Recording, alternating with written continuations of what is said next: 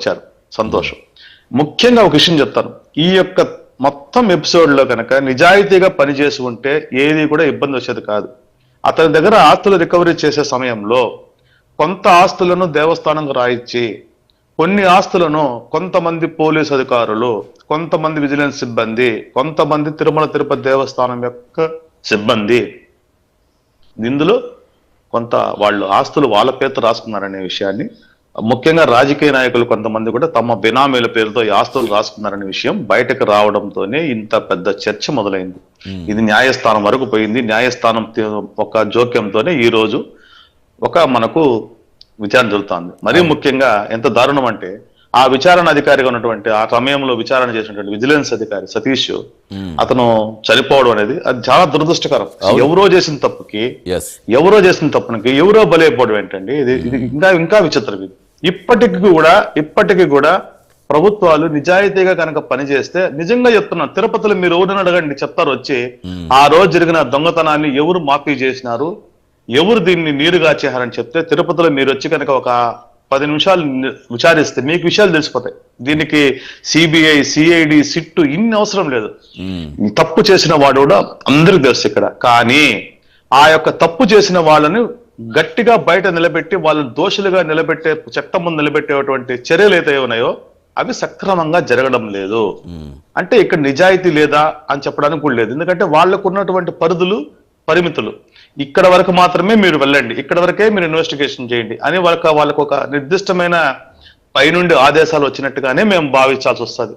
మరీ ముఖ్యంగా ఈ పరకామణి విషయంలో ఇది ఒక రోజుకి అంతులేని కథ అయిపోతుంది. ఒక అంతులేని కథగా మిగిలిపోతుంది. కొద్ది రోజుల తర్వాత అసలు ఇది ఒక మిస్టరీగా కూడా మిగిలిపోతుందేమో అన్నటువంటి అనుమానం కూడా వేస్తుంది. నిజంగా తేల్చాలంటే దర్యాప్తు నిష్పక్షపాతంగా చేసి, పార్టీలు ఏమైనా కావచ్చు, నేను మన పార్టీల గురించి నేను చెప్పడం లేదు ఇక్కడ, తిరుమల తిరుపతి దేవస్థానం ఒక స్వయం ప్రవృత్తి కలిగినటువంటి ఒక సంస్థ.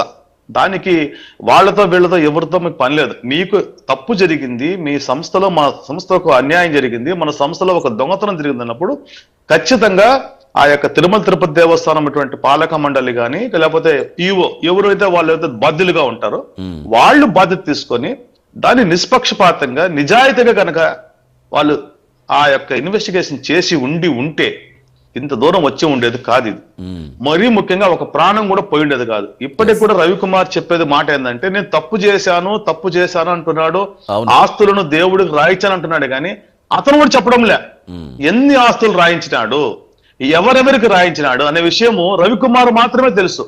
మీరు, నేను, ఈ పోలీసులు ఎవ్వరూ కనుక్కోలేరు ఈ విషయాన్ని. ఎందుకంటే రవికుమారు ఎవరెవరికి రిజిస్ట్రేషన్ చేయించాడు, ఎందుకంటే రవికుమార్ పేరుతో లేకుండా బినామీ పేరుతో చాలా వరకు ఉన్నాయి. ఆ ఆస్తులన్నీ కూడా మనకు తెలియదు కదా. రవికుమార్ పేరుతో ఉంటే మనకు తెలుస్తుంది ఆయన ఎవరికి రాశాడు. రవికుమార్ బినామీ పేర్లు పెట్టింటే మనకు తెలియదు కదా. అందువలన రవికుమార్ గనక నోరు విప్పి, నేను పలానా ఆస్తిని పలానా వ్యక్తులు రిజిస్ట్రేషన్ చేసి ఇచ్చాను, దేవుడికి ఇంత ఇచ్చాను, పోలీసులకు ఇంత ఇచ్చాను, ఎందుకు చెప్పలేకపోతున్నాడు? బెదిరింపులు ఉన్నాయా? పశ్చాత్తాపడతా మా కుటుంబం మొత్తం కూడా, అప్పటి నుంచి కూడా మాకు ఆ కుటుంబం మొత్తం అలకల్లోలంగా అయిపోయింది, అందరూ కూడా బాధపడుతున్నామని పదే చెప్పుకుంటూ వచ్చారే. కానీ మీరు చెప్పినట్టుగా అసలు ఏం జరిగింది అనేది ఓపెన్ గా చెప్పలేకపోతున్నారా? నిజం కూడా వాళ్ళు చెప్పాలండి. రవికుమార్ మొన్న ఈ మధ్య వీడియోలో చాలా కన్నీళ్లు పెట్టాడు, ఆవేదన అన్నాడు, ఆందోళన. నేను ఇవన్నీ రవికుమార్ని తప్పట్టడం లే. మనిషి సహజంగా తప్పు చేశాడు. అతను ఒకరోజు చేసిన తప్పు అయితే కాదు, అది కొన్ని సంవత్సరాలుగా చేసిన తప్పు. ఎట్టకేలకు వైసీపీ గవర్నమెంట్ లోనే కనుక్కున్నారు, దాని అయితే పట్టుకున్నారు. ఆ విషయంలో అయితే నేను కూడా ఒప్పుకుంటాను. ఆ ప్రభుత్వంలోనే ఆ యొక్క దొంగతనాన్ని పసిగట్టారు, అతను అరెస్ట్ చేశారు, అతని పైన ఛార్జ్ షీట్ వేశారు, ఆ యొక్క మఠం మొత్తం నుంచి వచ్చినటువంటి రికవరీ చేద్దామని చేశారు. అది మంచి ఉద్దేశం కూడా అయ్యుండొచ్చు. స్వామివారికి తిరిగి ఆ డబ్బులంతా కట్టించినాం కాబట్టి కేసు తీసేద్దాం. కానీ రవికుమార్ చెప్పాలి ఇప్పుడు, నిజంగా అతను దేవస్థానం రాయించిన ఆస్తులు మాత్రమే రిజిస్ట్రేషన్ చేశాడా, లేదా ఇంకా వేరే వ్యక్తులందరూ అతను ఒత్తిడి చేసి అతని దగ్గర ఎవరెవరు ఎంత తీసుకున్నారనే విషయం అతను చెప్పగలిగితే ఈ మొత్తం కేసుకు చిక్కుముడి విడిపోతుంది. కానీ రవికుమార్ని చెప్పనివ్వరు.